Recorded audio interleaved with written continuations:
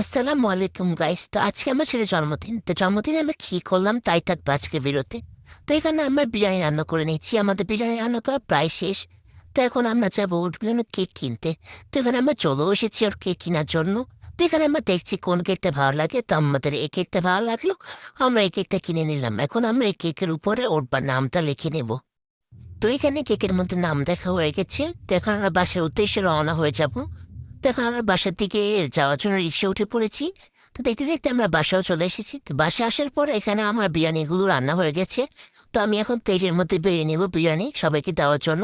এখানে বেড়ে আমি প্লেটটাকে সুন্দরভাবে সাজিয়ে নিচ্ছি, নিয়ে এখন সবাইকে প্লেটগুলো দিব। তো এখানে আমার ছেলে কেক কাটার জন্য বসে গেছে। তো এখন সে মোমবাতিটা জ্বালিয়ে নিয়েছে। তো এখন সে কেক কাটবে।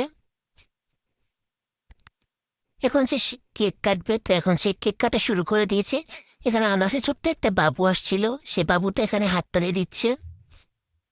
তো আজকে এই ভিডিওটা এতটুকু। যদি আমাদের ভিডিওটা ভালো লাগে থাকে অবশ্যই লাইক কমেন্ট করবেন এবং ফলো দিতে ভুলবেন না।